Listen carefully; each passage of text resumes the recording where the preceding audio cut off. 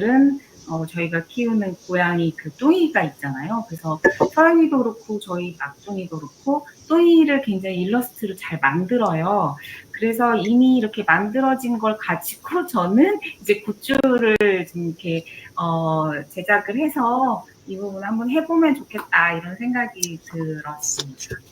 그래서 그 부분을 좀 활용을 했고, 그다음에 또 자녀의 그 입시를 좀 앞두고 있는데 그 진로에 대한 부분도 좀 구체적으로 올해 좀 더 이렇게 활용을 많이 해서 자녀를 좀 도와야겠다 이런 생각이 들었습니다. 그리고 오늘 또 독서 토론 준비하면서 이제 새로운 책을 이제 막 읽기 시작했는데요. 우리가 잘 알고 있는 그 차인표 그 배우가 이제 소설을 이제 썼어요. 그 소설이 영국의 옥스퍼드 대학의 필수 도서로 선정이 되었다고 하는데, 제가 이 차인표 작가의 글을 읽어본 적이 있는데 그 표현력과 문체가 굉장히 이제 독특하고 매력이 있더라고요. 근데 이번에 낸 책은 이제 역사서인데, 위안부 할머니가 이제 필리핀에서 55년 동안 이렇게 가족들과 떨어져 있다가 고국에 이제 재회하는 장면의 뉴스를 접하고 거기에서 이 책을 쓰게 된 계기였다고 해요. 그래서 이 첫 번째 이 소설의 첫 장면은 호랑이 마을, 백두산에 있는 호랑이 마을에 대한 이제 묘사부터 시작되는데, 아주 서정적인 영화의 첫 장면을 보는 것처럼 그 문체도 굉장히 좀 아름답고 표현도 굉장히 디테일한 이런 부분들이 있어서, 그래서 그 인간에 대한 이제 성품과 그리고 개인이 감당할 수 없는 비극이 찾아왔을 때 결국 우리를 살게 하는 건 연대라고 하는 이 공동체라고 하는 부분인데, 그런 이제 가치관을 이 소설에다가 어떻게 녹였을지 좀 굉장히 기대가 되는 휴먼 드라마거든요. 그래서 이 책을 오늘 뭐 좀 단순히 읽을 수 있을 것 같아요. 그리고 지난 독서 토론에서 이제 소개해드린 파친코라는 소설을 이제 쭉 장편 소설을 이제 읽었는데, 8월 말에 또 애플 TV에서 이제 시즌 2가 이제 드라마로 이제 방영이 된다고 해서 굉장히 기대감을 가지고 있는. 그 드라마는 또 이제 원작 소설과는 또 다르게 각색되어 있는 부분들이 있고, 그 시즌의 각 회별로 감독이 이게 달라요. 그래서 같은 이야기를 그 감독의 이제 개성과 그 영상에 담는 그 영상미가 굉장히 좀 볼만한 그런 포인트인데, 그래서 좀 기대가 됩니다. 그래서 저는 독서 토론에서 좀 굉장히 좀 작품성 있는 영화도 이 독서 토론에 소개하는 걸로 하면 좀 어떨까 이런 의견을 내봅니다. 이상입니다. 감사합니다. 차인표 씨 책은 영국에서 이렇게 추천작으로 소개된 걸 뉴스로 본 것 같습니다. 예, 하여튼 좋은 책 소개해 주셔서 감사하고, 영화 소개도 한번 다음에는 같이 이렇게 의견을 모아보면 좋지 않을까. 굿 아이디어 접수합니다. 다음 공 원장님 발표하고 다음에는 최미정 대표님, 박은서 대표님 부탁을 드리겠습니다. 네. 예. 제가 이번 주에 읽는 책은 지난주 우리 읽었던 권연경 교수가 지은 책 중에 이제 한 가지인데요. 지난주에 비해서 이제 조금 이제 같은 교수가 지은 거니까 특별한 차이는 없는데, 여기서 이제 인용된 구절을 하나 이렇게 옮겼어요. 일체 유심조, 그래서 요거는 이제 불교 용어인데요. 모든 것은, 일체의 모든 것이 마음에 달려 있다 하는 불교에서 나온 글이고요. 원효대사가 당나라에 유학을 가는 길에 길에서 이렇게 잠을 자게 됩니다. 이제 잠을 자다가 잠결에 목이 말라서 뭐 다 아는 이야기겠지만, 목이 말라서 이렇게 물을 먹었고요.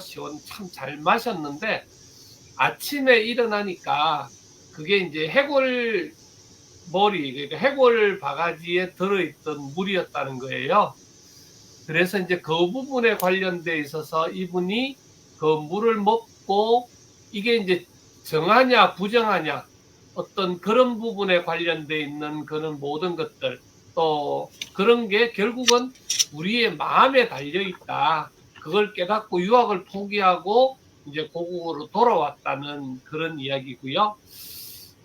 이 책은 결국은 우리 바울이 쓴 어떤 그 성경을 짚어보고 있는 중인데, 그 관점, 그러니까 결국 바울이 쓴 관점에서 현재의 우리 교회의 상황들을 살펴보는 그런 중요한 책, 뭐 이런 책이거든요. 그래서 그냥 신앙적인 내용이라서 많이 뭐 말씀드리고 이런 거는 조금 그렇고요. 그러니까 결국은 우리가 그 구원 얻는다, 천국 간다, 예수 믿어서 구원 얻는다는 부분들이 믿음으로 구원을 얻는데, 그 믿음은 반드시 행위로 나타난다. 그게 이제 기본적인 이야기고, 지난번에 했던 행위 없는 구원하고 연결된 책이라서 제가 그냥 책을 읽었습니다. 이상입니다. 감사합니다. 네, 구원의 목표가 잘 달성된 그런 책으로 고맙습니다. 최미정 대표님은 맨 나중에 클로징 멘트를 부탁을 드리고요. 박은세 대표님 발표하겠습니다. 저는 그냥 한 4분 안에 5분 안에 읽어보겠습니다. 그러니까 이 내용, 박은세 대표님 마이크 꺼져 있습니다. 네, 저는 4분 정도 한쯤 읽어보겠습니다. 이게 이제 제 마음을 대신한다? 제 마음보다 훨씬 더 적나라하게 어쩌면 얘가 대변하지 않았나 이런 생각을 들으면서 아침에도 좀 느낌도 좀 다른 느낌이 들어서 제가 한 번만 읽어보겠습니다. 예전에 제가 한번 소개해드렸던 책인데요. 잘 될 수밖에 없는 너에게란 중에서 한 제목을 말씀드려보면은 욕심낼 자격은 따로 없다라는 뜻이고요. 제목이고요. 제가 한 번만 읽어보겠습니다. 적당히만 살아왔던 내 속내를 들여다보면 거기에 자격에 대한 고민이 있었다. 누구나 정해지지 않는 한계선을 내 멋대로 그어놓고 그 선을 넘으려고 할 때마다 내가 이걸 가질 자격이 있는 사람인가, 이렇게 행복할 자격이 있는 사람인가를 따져보는 시기였다. 그 한계선이 하한선이었으면 오히려 괜찮았을지도 모른다. 이렇게 불행하면 안 되지. 힘들어도 정도껏 힘들어야지 라는 생각들이 나를 지킬 수 있는 방어막이 됐을 테니까. 하지만 내가 그은 한계선은 상한선이었다. 더 행복해지려는 그건 욕심이야. 넌 아직 자격이 안 돼 라는 말을 끌어내리곤 했다. 좋은 기회를 마주했을 때도, 인생이 다음 단계로 나아가려고 할 때도, 도전할 용기가 필요할 때도 스스로 막아서는 건 나 자신이었다. 이것도 이제 저한테 해당하는 내용이고요. 나는 중간중간에 다 떼고 제가 필요한 얘기만, 저하고 연관된 얘기만 하겠습니다. 나는 적당히 괜찮아 보이는, 넌 봐도 괜찮을 것 같은 내 꿈이 아닌 것들을 내 꿈이라고 둘러댔다. 그리고 나조차도 그 꿈들을 내 꿈이라고 믿어버렸다. 어쩌다 좋은 걸 손에 쥐게 되었을 때는 내 것이 아닌 것 같은 불편함에 가진 걸 충분히 누리지 못했다. 그렇게 하는 것이 겸손하고 욕심 없는 착한 사람의 심성으로 믿으면서 그렇게 흘려보낸 청춘이 너무나 아깝다고 깨닫는 순간 텅 빈 집에 앉아 나에게 다시 한번 기회를 주기로 한 그날 내가 했던 다짐들은 이랬다. 원하는 걸 원한다고 말하고 좋은 걸 얻으면 가분하다는 말 대신 감사하다고 말했다. 내 욕심을 솔직히 인정하고 거기에 따라오는 비난이 있다면 그대로 받아들이겠다. 많이 원할수록 많이 노력해야 한다는 사실도 인정했다. 나의 에너지는 한정되어 있으니 적당히 마음 가는 곳에 아깝게 힘 뺄 필요가 없었다. 정말로 살고 싶은 삶과 그걸 이루는 요소들만 집중하기로 시작했을 때 몇 달 뒤, 몇 년 뒤에 되돌아보면 분명히 지금보다 훨씬 나은 모습이 되어 있을 것이다 라고 제 마음을 위로해 봅니다. 이상입니다. 감사합니다. 감사합니다. 2분 안에 끝났나요? 좋은 말씀 소개해 주셔서 고맙습니다. 네, 저도 발표를 드리겠습니다.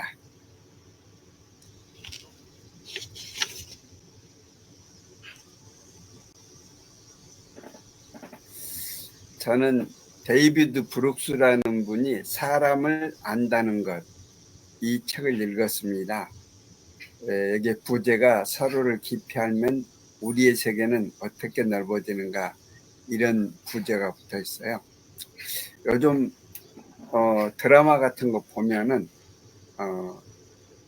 이 대사들 중 하나가 당신의 마음을 모르겠다, 이런 대사들이 가끔 나오죠. 이렇게 누군가 안다는 것은 상대방의 생일을 안다거나 이름을 안다는 수준으로 이해하면 안 된다고 생각합니다. 그렇다고 이런 심오한 주제를 가지고 편하게 풀어서 말하기도 어렵죠. 그런데 이 데이비드 브룩스가 사람을 안다는 것이 무엇인지 이걸 썼는데, 이걸 읽어보시면 우리 가족이든 또는 이웃이든 친구든 그 마음을 뭐 독심술은 아니지만 이 도움이 많이 된다고 그래서 이 책을 추천합니다. 여기 이 책의 목적은 다른 사람을 올바르게 바라봄으로써 그 상대방이 누군가가 자기를 바라보고 자기 말에 귀를 기울이며 자기를 이해해 준다고 느끼게끔 하는 기술을 능숙하게 구사하도록 돕는 것입니다. 또 이 책이 당신이 다른 사람을 대할 때 취하는 자세를 바꿔놓는 데 도움이 되면 좋겠다. 이 책이 당신이 다른 사람들과 함께 있는 방식을 바꿔놓는 데 도움이 되면 좋겠다. 당신이 다른 사람들과 중요한 대화를 나누는 방식을 바꿔놓는 데 도움이 되면 좋겠다. 다른 사람과 함께하고 다른 사람과 대하는 방식이 지금보다 나아진다면 당신은 분명 인생의 특별한 즐거움을 누릴 수 있을 것이다. 여기 또 책에 디미니셔와 일루미네이터를 소개를 합니다. 디미니셔는 제 능력을 믿고 혼자서 모든 문제를 해결하려고 하는 사람을 얘기를 합니다. 그래서 다른 사람으로 하여금 스스로를 보잘것없는 존재라고 느끼게 만들죠. 그래서 디미니셔는 타인을 친구가 될 사람이 아니라 이용할 대상으로 흔히 생각을 하는 거죠. 이들은 고정관념을 가지고 다른 사람을 무시하고 오로지 자기만 생각하는 이러한 사람들은 디미니셔 네이더에 타인은 잡히지 않는다라고 디미니셔를 소개합니다. 반면에 일루미네이터는 다른 사람을 지속적으로 관심을 두고 이들은 다른 사람을 이해하는 기술을 따로 훈련받았거나 스스로 깨우친 사람들이다. 상대방에서 무엇을 찾아야 하는지 그리고 상대방에게 언제 어떻게 질문해야 하는지 알고 있다. 관심의 빛을 다른 사람에게 비추어 그들이 자기 자신을 더 크고 더 깊고 더 존중받는 존재라고 느끼게 만듭니다. 그래서 이 일루미네이터는 어떻게 소개하는가 하면은 우리가 부드럽고 관대하고 수용적인 따뜻한 시선으로 다른 사람을 환하게 비추려고 애쓴다면 바른 방향으로 가고 있다고 볼 수 있습니다. 또 좋은 대화를 나누는 10가지 기술을 또 소개를 했는데요. 주의를 100% 기울여 집중하라. 이렇게 우리가 대화하다 보면 머리를 이렇게 숙이고 딱 가까이 눈을 맞추는 그런 모습을 생각하면 될 것 같습니다. 능동적으로 대꾸하라. 친숙한 화제를 꺼내라. 상대방을 관객이 아닌 작가로 만들어라. 대화가 끊기는 것을 두려워하지 말라. 누핑을 해라. 누핑은 상대가 방금 한 말을 반복함으로써 그 말의 의미를 재확인하는 것을 말합니다. 조산사가 되어라. 보석 진술로 돌아가라. 드러나지 않은 차이를 찾아라. 상대의 말에 손가락을 얹지 마라. 우리가 흔히 상대방 얘기하다 보면 나도 그런 경험이 있어 이러면서 상대방 말을 가로채는데 그러지 말라는 얘기입니다. 그래서 일루미네이터가 되는 것은 다른 한 사람을 온전한 모습 그대로 바라보는 일을 저절로 일어나지 않습니다. 이는 일종의 기량이고 구체적인 기술의 종합이며 인생을 살아가는 하나의 방식이다. 그러니까 이 일루미네이터가 되는 것은 그 기술, 스킬을 배우는 걸로 얘기를 합니다.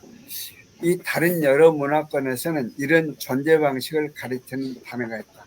이 책에 이걸 이렇게 소개를 하고 있어요. 한국 사람은 이를 눈치라고 부른다. 다른 사람의 생각이나 기분에 민감하게 대응하는 능력을 이 눈치라고 소개를 했어요. 독일 사람은 헤리전스 빌딩이라는 단어를 쓰는데 다른 사람의 온전한 인간성을 바라보도록 마음을 훈련한다는 뜻이다. 마음의 기술은 누구나 익힐 수 있다. 이전과는 다른 의식으로 바라보는 연습을 한다면 누구나 일루미네이터가 될 수 있다. 이렇게 이 책을 쓰고 있습니다.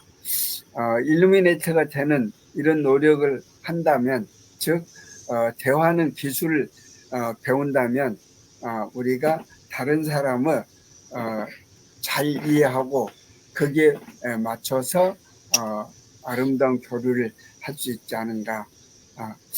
이 사람 데이비드 브룩스인데 이 저널리스트예요. 근데 이분이 이 책을 많이 썼더라고요. 그래서 인간의 품격이라든지 두 번째 산이라든지 이 두 번째 산이 나온 3년 지나고 이 책이 지금 나온 거거든요.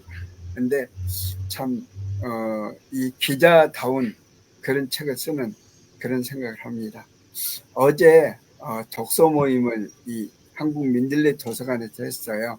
이 사람을 안다는 것을 책을 읽고 했는데 이렇게 모였습니다. 모여서 어제 읽은 책, 다음에 읽을 책 이래가지고 같이 이렇게 사진도 하나 찍고 저도 거기에 참석을 했었습니다. 이상 마치겠습니다. 딱 30분이 됐네요. 최미정 대표님 참석이 조금 늦었지만 들은 그 느낌을 이렇게 말씀을 주시면 고맙겠습니다.